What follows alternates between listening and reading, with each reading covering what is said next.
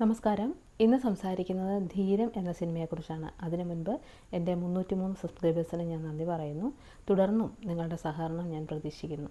ധീരം സംവിധാനം ചെയ്തിരിക്കുന്നത് ജിതിൻ സുരേഷ് ടി ആണ്. ഇതിൻ്റെ തിരക്കഥ ദീപു എസ് നായരും സന്ദീപ് സദാനന്ദനും ചേർന്ന് നിർവഹിച്ചിരിക്കുന്നു. ഇതിനകത്ത് പ്രധാന കഥാപാത്രങ്ങളായി വന്നിരിക്കുന്നത് Indrajith Sukumaran, Nishanth Sagar, Ranjith Panicker, Aju Varghese, Sagar Surya, Divya S Pillai, Reba Monica John തുടങ്ങിയവരൊക്കെയാണ്.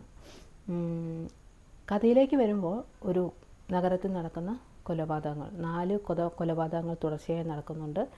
അതിലെ കേസന്വേഷണത്തിനായിട്ട് സ്റ്റാലിൻ ജോസഫ് എന്ന ഓഫീസർ നിയമിക്കപ്പെടുകയാണ്. DIGയുടെ കൂട്ടത്തിൽ മരണപ്പെട്ട ഒരാൾ DIGയുടെ അനന്തരവനായതുകൊണ്ട് കൂടിയിട്ട് ഈ കേസിനെ അവർ വളരെ സീരിയസ് ആയിട്ടാണ് കാണുന്നത്. ഇന്ദ്രജിത്ത് സുകുമാരൻ അദ്ദേഹത്തിൻ്റെ വേഷം വളരെ നന്നായിട്ട് ചെയ്തിട്ടുണ്ട്. അതേപോലെ തന്നെ വളരെ സന്തോഷം തോന്നിയ ഒരു കാര്യം നിഷാന്ത് സാഗർ ഇതിനകത്ത് ഒരു വില്ലൻ വേഷത്തിൽ എത്തിയിട്ടില്ല എന്നുള്ളതാണ്. അദ്ദേഹം വളരെ നല്ലൊരു വേഷം ചെയ്തിരിക്കുന്നു. ഇങ്ങനെ കൂടുതൽ ക്യാരക്ടർ റോളിലേക്ക് അദ്ദേഹത്തെ കാണാൻ താല്പര്യമുണ്ട്. കഥയിലേക്ക് വരുമ്പോൾ റേബ മോണിക്ക ജോണിൻ്റെ വേഷം എന്ന് പറയുന്നത് ഒരു ഇൻവെസ്റ്റിഗേറ്റീവ് ജേർണലിസ്റ്റിൻ്റെ വേഷമാണ്. ഈ കൊലപാതകങ്ങളെ ഈ കുട്ടിയും പാരലായിട്ട് അന്വേഷിക്കുന്നുണ്ട്. അങ്ങനെ ഈ അന്വേഷണം മുന്നോട്ട് നീങ്ങുകയും ഈ 4 സുഹൃത്തുക്കൾ പഠിച്ചിരുന്ന അവരുടെ സ്കൂളിലേക്ക് ഈ അന്വേഷണം എത്തി നിൽക്കുകയും ചെയ്യുന്ന ഒരു ഘട്ടത്തിൽ അപ്രതീക്ഷിതമായ ചില ട്വിസ്റ്റുകളൊക്കെ സമ്മാനിച്ചുകൊണ്ടാണ് ആദ്യ പകുതി നിൽക്കുന്നത്. രണ്ടാം പകുതിയിലേക്ക് വരുമ്പോൾ ആദ്യം നമ്മൾ ഫോളോ ചെയ്തു വരുന്ന കഥയിൽ നിന്ന് മാറി വേറൊരു കഥാപരിസരത്തേക്കാണ് സിനിമ സഞ്ചരിക്കുന്നത്. ക്ലൈമാക്സിലേക്ക് എത്തുമ്പോൾ വീണ്ടും മറ്റൊരു രീതിയിലേക്ക് മാറുന്നുണ്ട്. ഇങ്ങനെ കുറച്ചധികം കഥാപാത്രങ്ങളും അവരുടേതായിട്ടുള്ള പരിസരങ്ങളും കൊണ്ടുവന്ന് മെയിൻ സ്റ്റോറിയിലേക്ക് കണക്ട് ചെയ്യുന്നൊരു രീതിയാണ് ഈ സ്ക്രിപ്റ്റിനകത്തുള്ളത്. അതുകൊണ്ട് തന്നെ എത്ര പേർക്ക് കുറച്ചെങ്കിലും പേർക്ക് ഇത് ഫോളോ ചെയ്യാൻ ചിലപ്പം കഴിഞ്ഞില്ലെന്നും വരാം. എന്തായാലും എനിക്കത് നന്നായിട്ട് ഇഷ്ടപ്പെട്ടു. മറ്റൊന്നുള്ളത്, ഈ സിനിമ സംസാരിക്കുന്ന ചില കാര്യങ്ങളുണ്ട്. അതായത് നമ്മളുടെ ഏറ്റവും പ്രിയപ്പെട്ട ആൾക്കാർക്ക് നമ്മൾക്ക് കൊടുക്കാൻ പറ്റുന്ന ഏറ്റവും വലിയ കാര്യം എന്ന് പറയുന്നത് നമ്മുടെ ടൈമാണ്, ക്വാളിറ്റി ടൈം. ഈ കടം വീട്ടാനും ജീവിക്കാനും സമ്പാദിക്കാനുമുള്ള നെട്ടോട്ടത്തിനിടയ്ക്ക് നമ്മൾ എത്ര പേര് നമ്മളുടെ പ്രിയപ്പെട്ടവർക്ക് വേണ്ടിയിട്ട് നമ്മൾ എത്രമാത്രം അവൈലബിൾ ആയിരിക്കുന്നു എന്നത് ഒരു പ്രധാനപ്പെട്ട ഒരു കാര്യമാണ്. അതിൻ്റെ ഒരു ആവശ്യകതയെക്കുറിച്ചാണ് ഈ ചിത്രം സംസാരിക്കുന്നത്.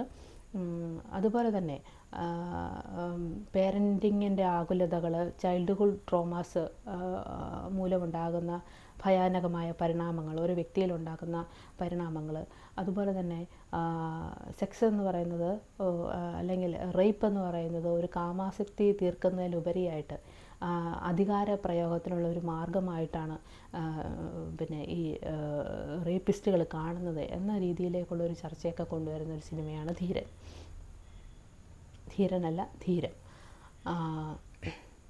ഇതിൽ സർട്ടിഫിക്കറ്റോട് കൂടിയിട്ടാണ് ഈ സിനിമ തിയേറ്ററിൽ എത്തിയിട്ടുള്ളത്. അതുകൊണ്ട് തന്നെ അത് ശ്രദ്ധിക്കാതെ കുട്ടികളെയും കൊണ്ട് തിയേറ്ററിലൊക്കെ വന്നിരുന്നു വെച്ച് സിനിമ മോശമാണ് എന്നൊക്കെ പറയുന്നതിനോട് എനിക്ക് തീരെ യോജിപ്പില്ല. എങ്കിൽ തന്നെയും ചില സീനുകളുടെ ഇൻറ്റൻസിറ്റി കുറയ്ക്കാമായിരുന്നു എന്ന് തോന്നിയിട്ടുണ്ട്. അതുപോലെ തന്നെ അങ്ങനെ ഒരു നമ്മളിങ്ങനെ ക്രൈമിൻ്റെ ഒരു തീവ്രത കൂട്ടി കാണിച്ചാലേ പ്രേക്ഷകർക്കത് കണക്റ്റ് ആകൂ എന്നൊന്നുമില്ല. കുറച്ച് കാണിച്ചാലും പ്രേക്ഷകർക്കത് കൃത്യമായിട്ട് കാര്യങ്ങളൊക്കെ കൃത്യമായിട്ട് മനസ്സിലാക്കുന്നവർ തന്നെയാണ് പ്രേക്ഷകർ. ഇതിൻ്റെ പശ്ചാത്തല സംഗീതം അത് കുറച്ച് ആ തുടക്കം മുതലേ നായകനെ കാണിക്കുമ്പോഴാണെങ്കിലും ഈ കൊലപാതകം നടക്കുന്ന ക്രൈം സിറ്റുവേഷൻസൊക്കെ ആണെങ്കിലും ഭയങ്കര ലൗഡായിട്ടാണ് കാണിച്ചിരിക്കുന്നത്. ചിലയിടങ്ങളിലെങ്കിലും വേറൊരു രീതി പരീക്ഷിക്കാമായിരുന്നില്ലേ എന്ന് തോന്നിയിട്ടുണ്ടായിരുന്നു. പിന്നെ മണികണ്ഠൻ അയ്യപ്പയാണ് ഇതിൻ്റെ മ്യൂസിക് ഡയറക്ടർ. ഇതിൻ്റെ ഒരു പ്രമോ സോങ് ഉണ്ട്, അതെനിക്ക് ഭയങ്കരമായിട്ട് ഇഷ്ടപ്പെട്ടിരുന്നു. മുരളി ഗോപി, സിത്താര കൃഷ്ണകുമാർ, അതേപോലെ ഉന്മേഷ് കൃഷ്ണ തുടങ്ങിയവരൊക്കെ ചേർന്ന് പാടിയിട്ടുള്ള ആ പ്രമോ സോങ് അതെനിക്ക് ഭയങ്കരമായിട്ട് ഇഷ്ടപ്പെട്ടിരുന്നു. മണികണ്ഠൻ അയ്യപ്പയുടെ ഒരു പ്രത്യേകത എന്ന് പറഞ്ഞു കഴിഞ്ഞാൽ ഫോക്കും ഫ്യൂഷനും കൂടെ മിക്സ് ചെയ്തിട്ടുള്ള ഒരു സംഗതിയൊക്കെയാണല്ലോ അദ്ദേഹത്തിൻ്റെ ഉള്ളത്. ഞാൻ മിക്കവാറും അദ്ദേഹത്തിൻ്റെ പാട്ടുകളെല്ലാം ഫോളോ ചെയ്യുന്നതാണ്. അത്രയൊക്കെയാണ് ഈ മ്യൂസിക്കിനെ കുറിച്ച് എനിക്ക് പറയാനുള്ളത്.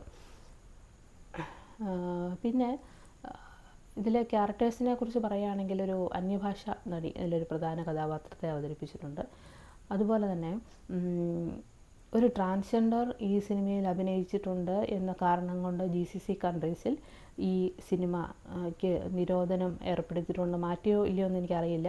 ആ വാർത്ത കൃത്യമായിട്ട് ഉള്ളതാണോ എന്ന് എനിക്കറിയില്ല. പക്ഷേ അങ്ങനൊരു സംഭവം ഉണ്ടെങ്കിൽ, അത് സത്യമാണെങ്കിൽ, നമ്മളുടെ സംവിധായകരുടെ ചില പിന്നെ ധീരമായ പരീക്ഷണങ്ങൾ പുറകോട്ടടിക്കുന്ന ഒരു കാര്യം കൂടിയാണ്. ഒരുപാട് കഴിവുള്ള ട്രാൻസ്ജെൻഡേഴ്സ് നമ്മുടെ ഇടയ്ക്കുണ്ട്. അവർക്കൊക്കെ ഉള്ള ഒരു അവസരം നഷ്ടപ്പെടുത്താനും കൂടെ ഇതൊക്കെ കാരണമാകും. അതുപോലെ തന്നെ സംവിധായകർ തങ്ങളുടെ സിനിമയ്ക്ക് എന്തെങ്കിലും പ്രശ്നമുണ്ടായാലോ എന്ന് കരുതി അവരെ ഉൾപ്പെടുത്താതിരിക്കാനും സാധ്യതയുണ്ട്. അതുകൊണ്ട് ഇങ്ങനത്തെ കാര്യങ്ങളൊക്കെ കലാരംഗത്ത് എന്തെങ്കിലുമൊക്കെ മാറിപ്പോയിരുന്നെങ്കിൽ എന്നാണ് പ്രതീക്ഷിക്കുന്നത്. അപ്പോൾ ഇത്രയൊക്കെയാണ് ഈ സിനിമയെക്കുറിച്ച് പറയാനുള്ളത്. മറ്റൊരു സിനിമയുമായിട്ട് നിങ്ങൾ ആദ്യമായിട്ട് കാണുന്നവരാണെങ്കിൽ ഈ ചാനലൊന്ന് സബ്സ്ക്രൈബ് ചെയ്യുക. റിവ്യൂ ഇഷ്ടമായാൽ കമൻറ്റ് ചെയ്ത് ലൈക്ക് ചെയ്തും പ്രോത്സാഹിപ്പിക്കുക. മറ്റൊരു സിനിമയുമായിട്ട് അധികം താമസിക്കാതെ വരാം.